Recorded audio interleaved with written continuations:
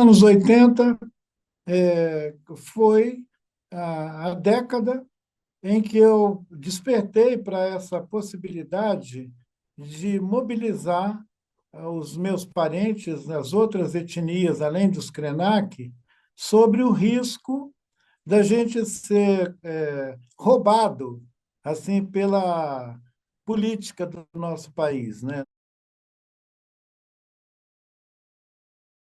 Entre os 17 e 20 anos de idade, eu comecei a me mover para fazer isso que veio a se constituir como um movimento indígena. Foi saindo do Rio Doce, foi me deslocando com a minha família em peregrinação, como se a gente estivesse buscando um lugar para sobreviver à violência dali da nossa colônia no Médio Rio Doce.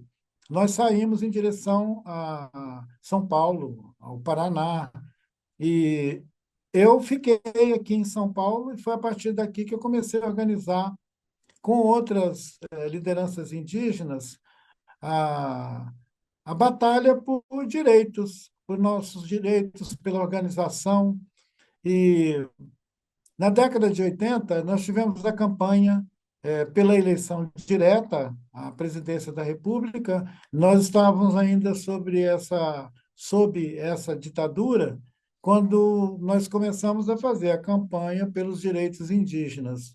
A minha, a minha participação nos eventos públicos, né, articulado com outros movimentos sociais, com isso que veio a ser o movimento pela reforma agrária, o MST, a luta dos sindicatos urbanos, que resultou no amadurecimento dessa categoria de trabalhadores e que, inclusive, elegeu o presidente Lula, né?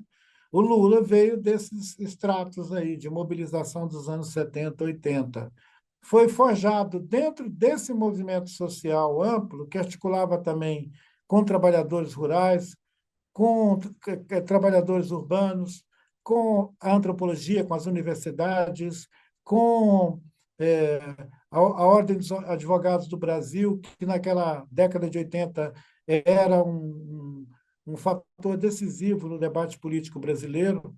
A ordem dos advogados, assim como a CNBB, a Conferência Nacional dos Bispos, eram setores muito expressivos na sociedade, tinha uma força política muito interessante que hoje foi totalmente desidratada ao longo desses últimos 30, né, 30 anos, 40 anos. Os povos indígenas conquistaram um lugar de muita relevância nos últimos 30 anos na luta política no nosso país, por direitos, por reconhecimento e por reparação histórica também. Eu acho que a gente conseguiu isso foi na Constituinte, foi nos debates da Constituinte.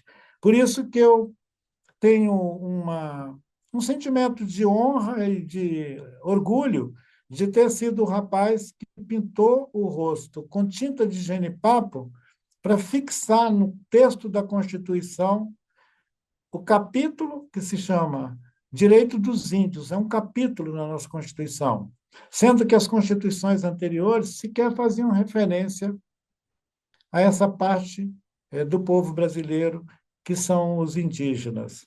Nós éramos sublimados, né, nessa narrativa. Hoje nós somos, como diz o poeta, eu gosto sempre de citar o Drummond, porque o Drummond é o nosso poeta do Rio Doce, e hoje nós somos a pedra no caminho. Né? Tem uma pedra no caminho, nós somos a pedra no caminho. Que a gente, pelo menos, encontre um sentido poético para ser essa pedra edificante de um caminho de outras cidadanias, não dessa cidadania subalterna que se enrola em bandeiras estrangeiras, mas de uma cidadania que sabe de onde veio e, por isso, tem consciência da sua potência, para onde pode se deslocar, para onde pode ir. Eu tenho muita satisfação de integrar essa geração de pessoas que estão hoje com 70, 80 anos e que conseguiram demarcar posições claras sobre o sentido de cidadania, de dignidade e de pensar como sociedades complexas, o desafio de cuidar dos nossos territórios. Os povos indígenas no Brasil são aqueles que sabem que existe um lugar de relevância, que são os nossos territórios. Para além das metrópoles, para além dos sítios industriais, para além das plantas comerciais que o país instituiu, nós sabemos que existem os nossos territórios. Eles são imemoriais.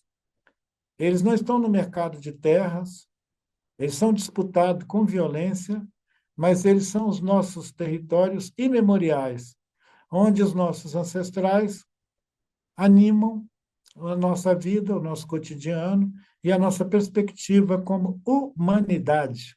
É isso.